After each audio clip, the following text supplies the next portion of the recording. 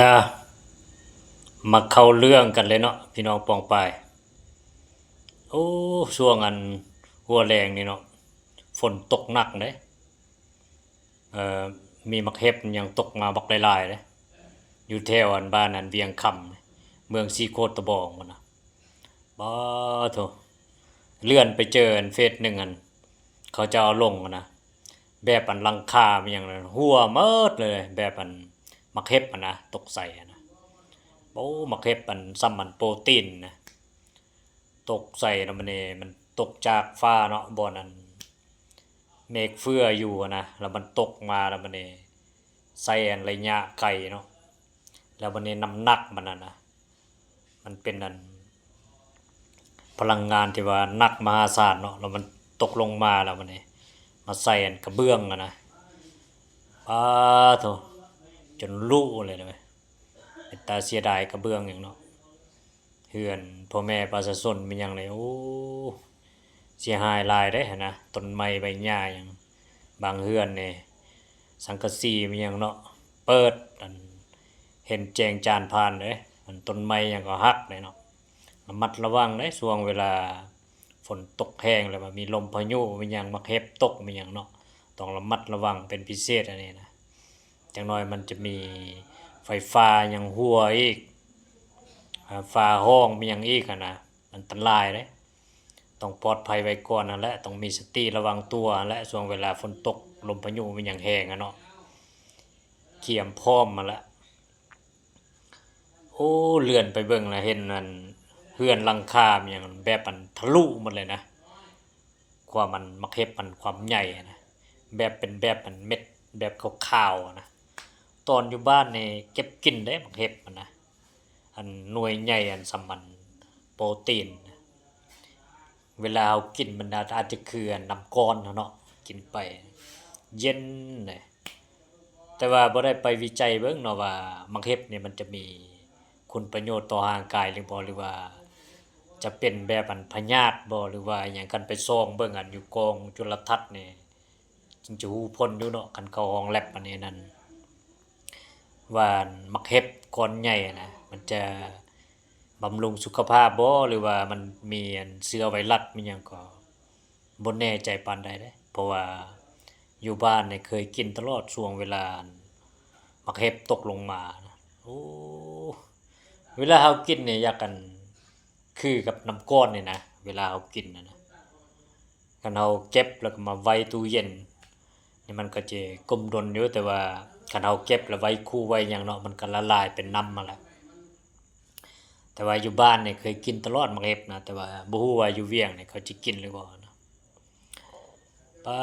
โถระมัดระวังเลยเด้อพี่น้องปองปายช่วงนี้มันมีลมพายุมีอย่างเด้เห็บหยังก็ตกบอกหลายๆเห็นข่าวจานผ่านในหลังคาอย่างหัวหมดเลยเนาะมันต้องได้ซื้อกระเบื้องที่ว่าสามารถทนกับมักเห็บนี่ได้เนาะมันจริงๆปลอดภัยนะว่ากระเบื้องซีแพ็คกันเนี่ยมันก็จะรองรับน้ำหนักของมักเห็บนี่ได้บ่เนาะหรือว่าจังไดอัน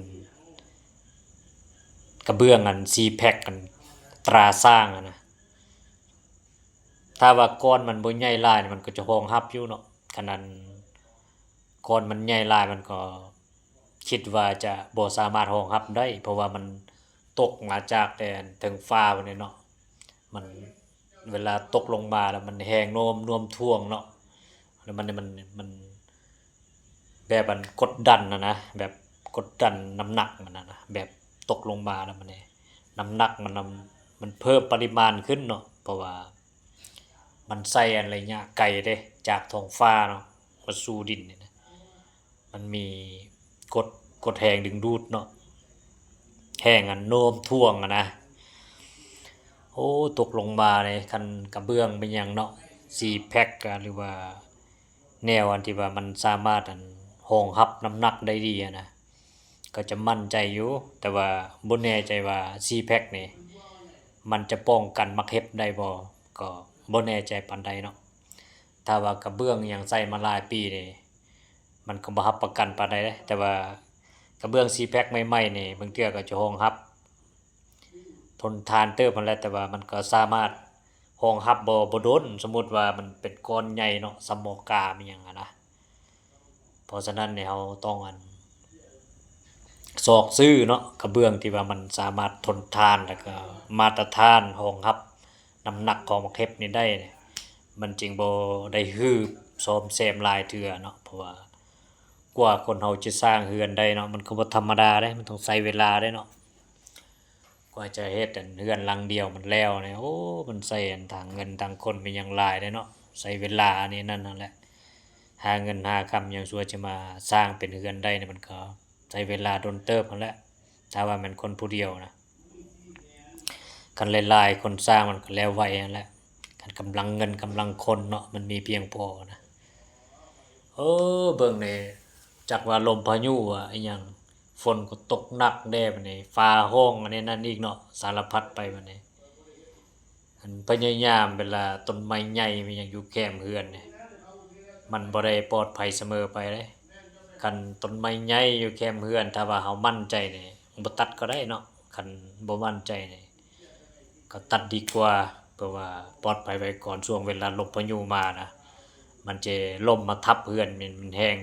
อันตรายเด้อันนี้นะเราต้องปลอดภัยไว้ก่อนและที่สำคัญนั่นน่ะว่าช่วงนี้นี่โอ้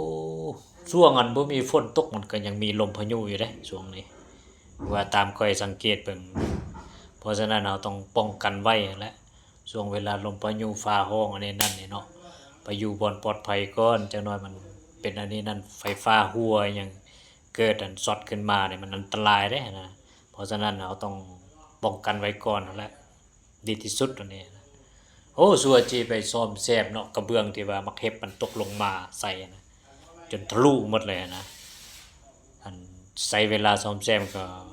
โดนเติบได้นะคันผู้เดียวเฮ็ดนะสัวจะเกี่ยมมันกระเบื้องอันนี้นั่นเนาะหรือว่าเหล็กอะเป็นพัสดุเป็นหยังต่างๆเนี่ยมันก็ต้องได้ใช้เงินใช้คนนั่นแหละความหมายกว่าจะสร้างใหม่เนี่ยเนาะมันก็ได้ใช้เวลามันจะเริ่มจากศูนย์มันก็ต้องใช้เวลามันเสียเวลาจำเป็นนั่นแหละเมื่อว่าภัยธรรมชาติเนี่ยเนาะบ่มีภัยปราศจากได้นะเพราะฉะนั้นเราต้องมีสติเตรียมพร้อมอยู่ตลอดเวลาเนาะเพราะว่ารับมือเกี่ยวกับลมพายุบ่หรือว่ามักเห็บมีหยังอะนะซื้อกระเบื้องที่ว่ามัน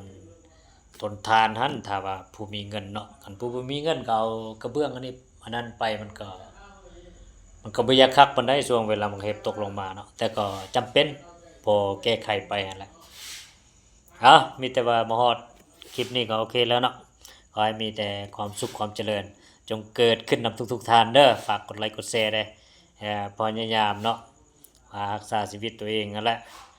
แนวใดตัวเองจะปลอดภัยแล้วก็เฮ็ดช่วงเวลาลมแห้งหรือว่ามักเห็บตกอันนี้นั่นนะป้องกันไว้ก่อนนั่นแหละโอเคเด้อขอบใจ